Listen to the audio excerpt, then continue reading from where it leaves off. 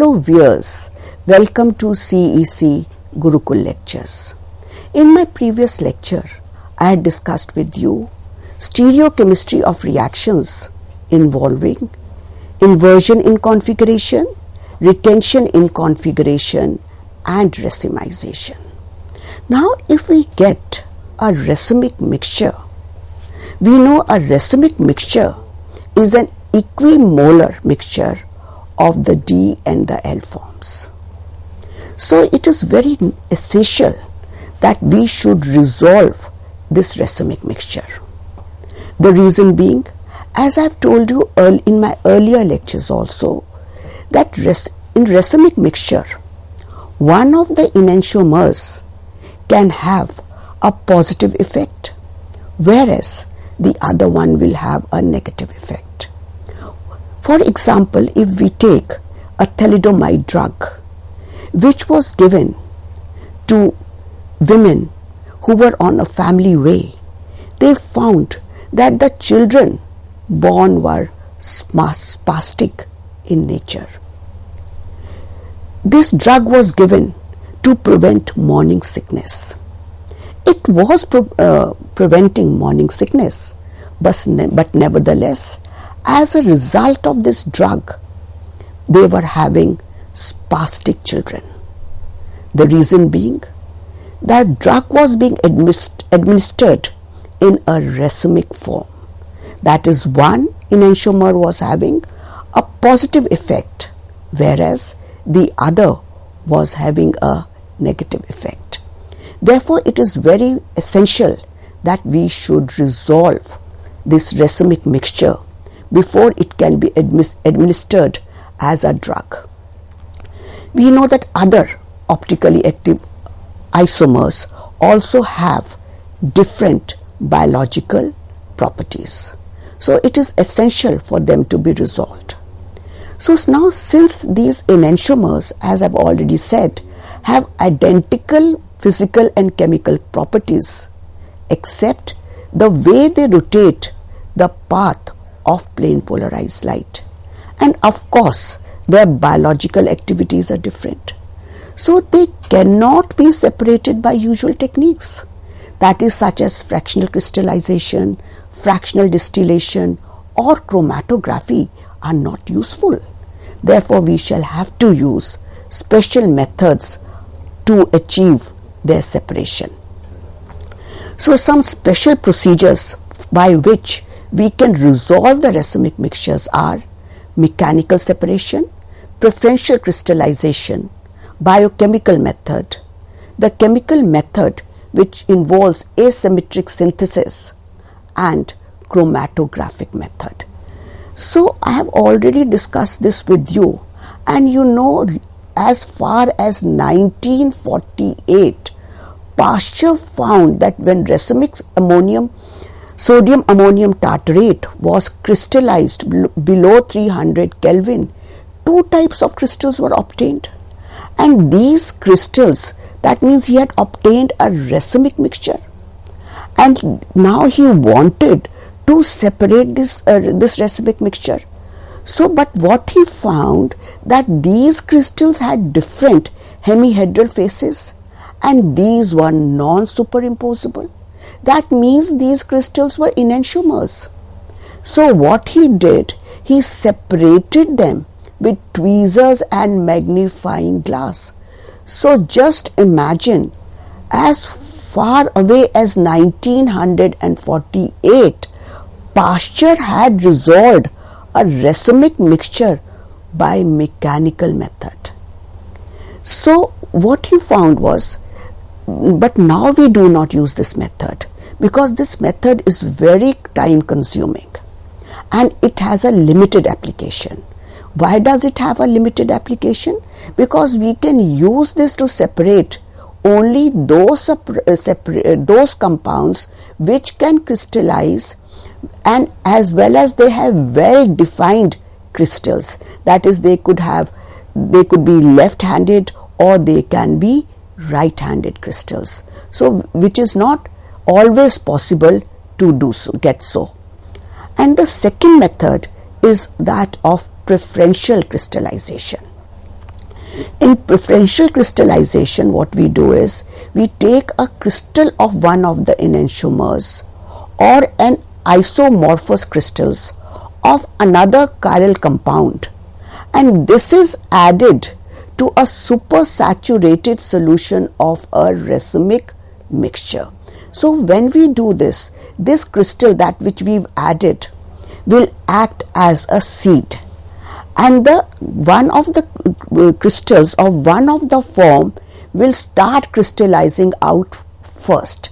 So for this, if you consider that we've taken a saturated solution of racemic form of sodium ammonium tartrate, and this is seeded with the crystal of one of the pure enantiomers or a crystal of levorotatory asparagine, then in that case the levosodium ammonium tartrate crystal will crystallize out first, which will then be filtered. Why does this happen? In this case, the negative asparagine, that is levorotatory asparagine, or let me assume here, I am not very sure what will be the configuration. It could be, say, the S configuration. So if we take S asparagine, so what we will find is that the S form of sodium ammonium tartrate will start crystallizing out on this asparagine. That is, this asparagine molecule is acting as a seed, and the crystals will start growing on it, and after they've grown on it, we will filter it. So this method is also called as entrainment, and the seed crystal is called entrainer. This method is quite useful, but there are other, now more sophisticated methods which can be used. Now we can talk of a biochemical method. In biochemical method, what is done, that a microbe or enzymes are used to resolve racemic mixtures. We know enzymes and microbes are highly stereoselective. That is, they will act only on one stereoisomer of the molecule because they will have a special affinity for that particular configuration. So we say, if we are bringing about fermentation of, say, racemic tartric acid by a yeast or a mold Penicillium glaucum, what we find that this Penicillium glaucum will completely consume the dextro form of tartaric acid, and it will leave behind the negative part, that is the levotartaric acid is left behind. Because it is highly stereoselective, so it will just feed on one form. But this is not a very good method. As you can see that these, first of all, that these reactions must be carried out in dilute solutions, since fermentation is to be carried out in dilute solutions. So what we find, that the isolation of the products becomes very difficult. And as you've already seen, that Penicillium glaucum is feeding on one of the enantiomers, which was the levorotatory tartaric acid. So that means the half of the enantiomer is consumed. So we are just left with the dextro form of tartaric acid. So that means we will get only half of the compound, or we will be able to isolate only half of the compound. So we can say that this method is a partially destructive method, and this is not a very useful method. Now the fourth method for carrying out the resolution of a racemic mixture is very important. In this method, we involve asymmetric synthesis. Now, what is the principle of asymmetric synthesis? In asymmetric synthesis, now what we do, we treat a racemic mixture with an optically active reagent. So when we treat a racemic mixture with an optically active reagent, we will get diastereomers. So before proceeding, let us quickly recapitulate as to what are enantiomers and what are diastereomers. Enantiomers are stereoisomers which are non-superimposable mirror images of each other. Since they are non-superimposable mirror images of each other, their physical and chemical properties are same. The only property in which they differ is their action on the path of plane polarized light. Whereas diastereomers are not mirror images of each other. Since they are not mirror images of each other, their physical properties are different and their reaction with optically active reagents are also different. That is, the rate of the reaction is different. So now, as I've already said, that once we treat a racemic mixture, say with an optically active molecule, that optically active molecule will differentiate between the two enantiomers, that is the D and the L form, and it will react at a different rate with both the enantiomers, as a result of which we will get diastereomers. Now these diastereomers, as I've already said, have different properties such as boiling point, melting point. Their solubilities will be different. So these can be separated now by physical methods such as fractional crystallization and fractional distillation. So what after we've separated these diastereomers in two different beakers, we will now decompose these diastereomers separately. We can decompose them either in an acidic medium or in a basic medium. So when we separate them, we bring about the hydrolysis of diastereomers. They will give us the mixture of corresponding enantiomers and the optically active reagent, which is the resolving reagent. So supposing I have taken a racemic mixture of, say, compound X, and to it I am adding plus Y, which is again an optically active reagent. So what will we get? We will get a diastereomeric salt, which will be plus X plus Y, and then we will have minus X plus Y. We will collect them separately in two vessels. After collecting them, we will bring about their hydrolysis, and when we bring about their hydrolysis, what will we get? In one vessel we will get plus optically active compound, that is plus X and plus Y, and in the other we will get minus X and plus Y. So now, and then the optically active reagents can be removed by suitable method, leaving behind the pure enantiomers.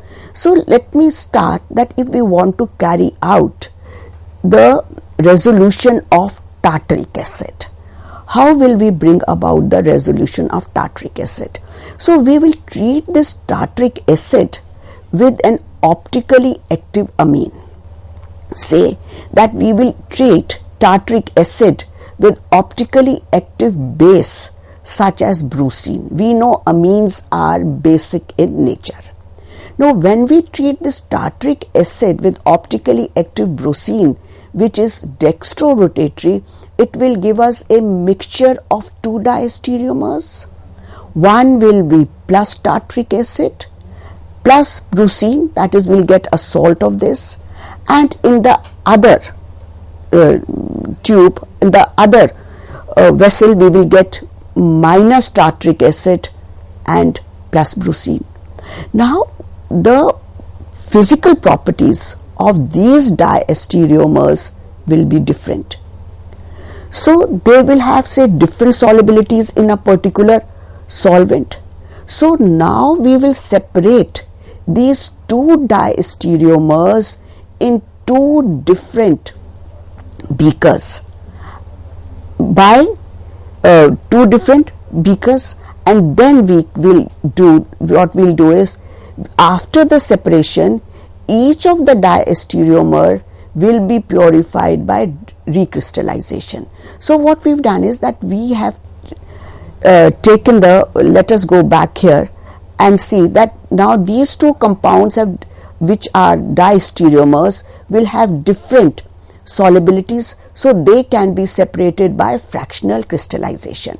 So what will happen here is that when we talk of fractional crystallization, one of them will crystallize out first and the other will crystallize out later on. So we will separate now these diastereomers in two different beakers, and then we will treat them separately with dilute HCl to regenerate the corresponding plus or minus tartaric acid plus the resolving reagent. So if I look into the schematic diagram for this, so what we find is that we are treating the racemic mixture of tartaric acid with brucine, and when we do so, we are getting a mixture of diastereomers, that is plus tartaric acid and plus brucine, plus we are also getting plus tartaric acid minus tartaric acid and plus brucine in the beaker.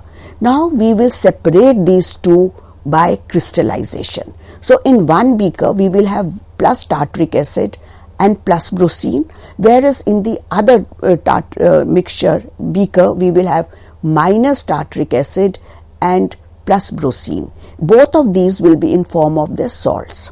Now we will carry out the hydrolysis with dilute HCl. So when we carry out the hydrolysis with dilute HCl, we will find that tartaric acid will crystallize out and brucine HCl will remain in solution. Similarly, when we carry out the hydrolysis of the other component, we will get minus tartaric acid plus brucine HCl, that is brucine salt will remain in solution. So what you have to remember is that if we are resolving a mixture of acids, which are racemic mixture of acids, we will use a base to resolve them, and then in the last step we will bring about acid hydrolysis to separate or to regenerate the optically active compound from the mixture of tartaric acid and brucine salt. Now similarly, now let us see that we have to resolve a base. So in this case, please remember, we were using base to resolve a acid. So when we have to resolve a base, we will use an optically active acid such as lactic acid or malic acid. So now here we have a base, and to it we are adding a optically active acid. Now this optically acid will react differently with the base, that is the rate of reaction here will be different, and we will get two diastereomers, that is plus plus salt and minus plus salt. And since the physical properties of these diastereomers will be different, that is their solubilities may be different, so the one component will crystallize out first, the other will crystallize out later on. So what we'll do is the one which has crystallized out first we will filter out. So we've got now two components in separate beakers. Now here what you have to remember is you will bring about base hydrolysis, and when we bring about these base hydrolysis, we will get in a beaker the plus component of the base plus the resolving reagent, which will be in form of a salt. Similarly, in the second beaker we will get the levo form of the racemic mixture, that is the pure levo form of the compound, optically active compound, plus the resolving mixture, plus the resolving reagent. So here I have explained this by taking an example of 1-phenylethylamine. So when 1-phenyl racemic mixture of 1-phenylethylamine is treated with S form of malic acid, which is your resolving reagent. So what we get here is we get a mixture of diastereomers, that is we will get a mixture of 1-phenyl ethyl ammonium S-malate. This is a mixture of diastereomers. Now these two diastereomers will have different physical properties, so they will be separated out on the basis of their physical properties, that is one will crystallize out first, and then we will bring about the base hydrolysis of the two components which we have collected in different beakers. So what will we get? We will get 1-phenyl ethylamine, which is a single enantiomer, which will be the R form, which I will say is the levo or the dextroform, and in the same mixture we will get the S-malic acid, which is your resolving reagent. Now we can separate these two, and then in the second beaker we will get the another single pure enantiomer plus the resolving reagent. So this is a very good method for separation of racemic mixture. The another modern method which can be used to separate a racemic mixture is the chromatographic method. There are various types of chromatographic methods, like we have TLC, we have HPLC, that is high pressure liquid chromatography, then we have column chromatography, thin layer chromatography. So for resolving a racemic mixture we use column chromatography.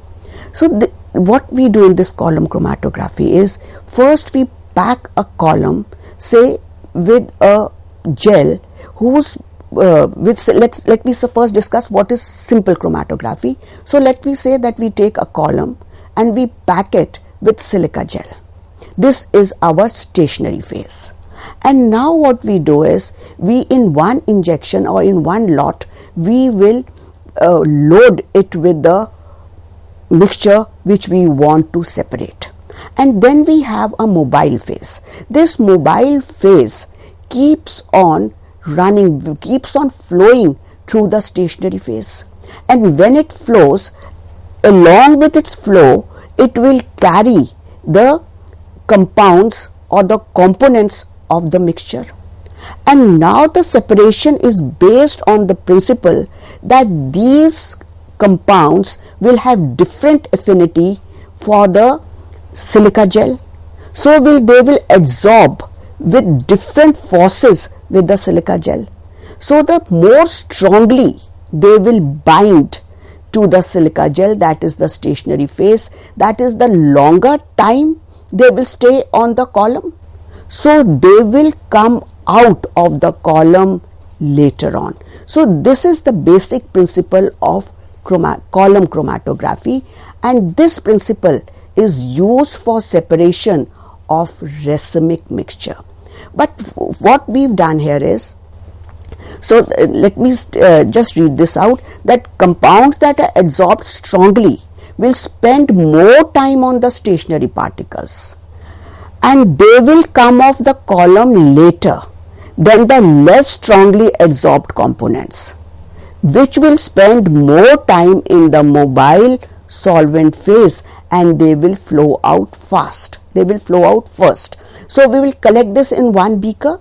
We will keep that beaker or a conical flask on one side, and then the second component will be collected in the other beaker. So now we have to resolve a racemic mixture. So we cannot use simple column chromatography to resolve this mixture. What we'll have to do is, we will have to prepare a special column here, and this special column will be one which will be containing particles whose surface will be coated with chiral molecules here. So again here we are using a chiral optically active molecule or a chiral molecule to separate these enantiomers. So when we are passing these enantiomers through this column, so what will happen? When we will first, now what we'll do is, we will load the mixture of enantiomers on the column, and we will pass a solution which is your mobile phase, and as the solution will pass through the column, these enantiomers will form weak complexes. They form these weak complexes usually through hydrogen bonding or through van der Waals forces with chiral column packing. And now here you have to remember here is that here again what we are getting is we are getting transient diastereomers, that is no chemical reaction is taking place. We are just getting this diastereomer formation is just momentary, that is, and after now they are forming these weak complexes, and now the solvent is flowing continuously through the column, and the dissolved enantiomers will also gradually move along, and this will be retarded by the time they sped complexed with the column packing. That is a enantiomer which will have more affinity to the column, to the chiral molecules which are on the column. It will adhere for a longer time to the column, because since the column particles, the chiral molecules on the column will have more affinity to these moving enantiomers, it will hold it for a longer rate. So the retention time there will be more, whereas one which is held weakly or which is having, let me say, more affinity for the solvent phase will come out first of the column. So here what I have shown you is the column. This is how the column is packed. We have, say, loaded here the racemic mixture, and from here now we are passing a mobile phase, that is, we are passing a solvent here. Now these mixture of A and B will be carried along with the flowing solvent through this column, and when it goes, it will have affinity for the chiral molecules on the column. They will bind to it. One will have more affinity as compared to the other, so they will separate out here. One which will have more affinity will bind more tightly to the column, and thus it will move more slowly in the column. The one which is less tightly bound will move out first, and we will be able to separate this enantiomer. The one which is bound more tightly will come out later. So what we've shown here is that the enantiomer which is bound less tightly will be collected first, and the second one will be, and then we'll remove this this conical flask after the separation of this. Then we'll place another conical flask in which we can carry out the, we will collect the minus enantiomer. So what we find here is that, say, the plus enantiomer is eluted first and it is collected. This technique is also very useful and it is used nowadays. But long ago, a derivative of camphor was also isolated by column chromatography, and in that case D-lactose was used as the chiral molecule which was used in the column to separate the mixture of derivative of camphor molecules. So the different techniques which can be used for resolving racemic mixture are mechanical techniques, biochemical techniques, fractional crystallization, then we have biochemical techniques in which we are using enzymes, and they are very useful because in that we can again recover the resolving reagent which can be reused again to resolve another set of racemic mixture. And then we have column chromatography. Thank you. So the special feature what we of this column chromatography is that, as I've already said, that enantiomers will form diastereomeric complexes with chiral columns, and since they will have different binding energies, they will be separated differently. So I will conclude by saying that we can use biochemical methods and column chromatography to separate a racemic mixture. Thank you.